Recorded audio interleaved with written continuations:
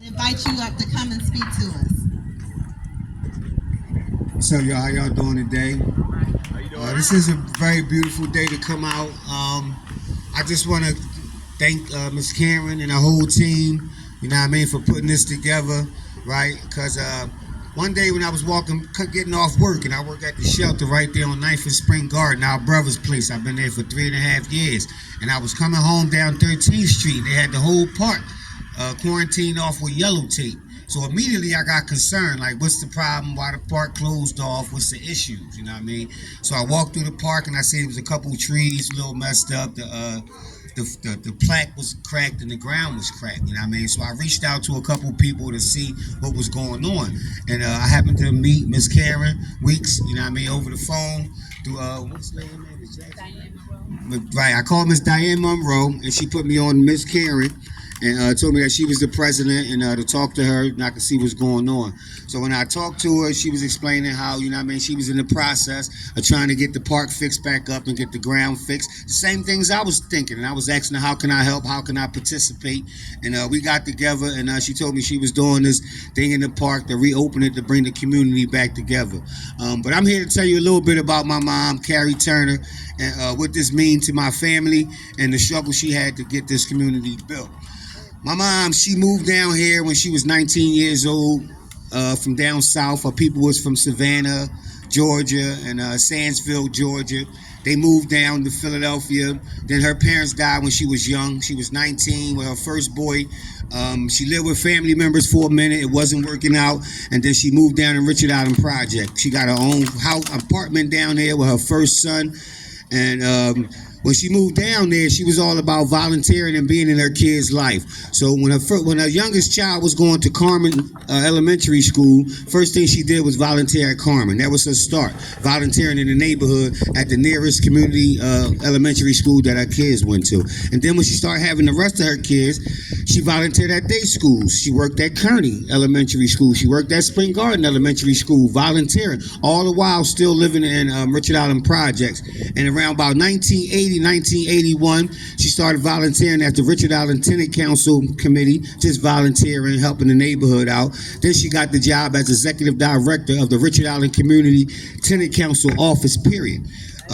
She gave out free cheese, free butter, free cereal, milk. She did all the community events. She helped people who was getting evicted. She helped people, you know what I mean, who was having problems in the neighborhood. She was helping drug addicts out. She was doing a lot in the neighborhood. Carrie was one of them people when she was in the projects and she was doing her thing with the Richard Allen Tenant Council. She just ain't sitting in the office. She always walked throughout the neighborhood to make sure all her neighbors was fine, no matter if you was a drug addict, a prostitute, a robber, or whatever. She always walked around our neighborhood. And one thing I can say about that is when my mom walked through this neighborhood, everybody gave her respect. The drug dealers left off the corner. The smokers left off the corner. Everybody would like run. You'd be like, wow, where everybody go? But when they seen her coming through the neighborhood, that's how much respect she had. And then from there, Richard Allen Tenant Council office, she went to the West Poplar Neighborhood Advisory Committee. And I don't know if you hear, but Norman Green gave her a job. She was first working at the Gill House West, right on 8th and Fairmount, was their first office. And then the second office, she moved to 13th and 13th and Parish. And from there, they moved down to Zora Church. You know what I mean? The whole time, she was helping the whole community get rebuilt. Everything they was trying to do, they had to go through her office to do. Temple tried to buy this whole neighborhood. They fought to keep Temple out this neighborhood. And if it wasn't for my mom, it wouldn't be no West Poplar Nehemiah homes at all. Because Temple tried to buy this neighborhood and buy Richard Allen all at the same time. And she fought to keep them out of here, right? So, I'm happy that none of her work go in vain, you know what I'm saying? And she just spent a lot of time, man, developing her community where she lived at. She loved her community. Even though she only spent 14 years, developing and working in her neighborhood, she changed a lot. a lot of things around here changed because of her in a short period of time, man. You know what I mean? And I just like to thank the Nehemiah for dedicating the park to her. It's been 27 years since I've been back here, you know, to have an event in this park, you know what I mean? And I would love to see the legacy continue. Like, my family not out here yet, but they all coming out here, her grandkids and her kids that haven't been to the park, haven't even seen the park, haven't even walked through the park. So I thank you, Ms. Karen, and the Nehemiah Community Development Corporation for putting this together and honoring my mom. Also, I want to say tomorrow, this is like a 2-day event for me because as I said, she was the executive director of the Richard Allen Tenant Council. Till tomorrow afternoon, they unveiling a mural of Carrie down 8th Street Playground around about 12 o'clock. And she deserved it. It's been a long time coming for that also.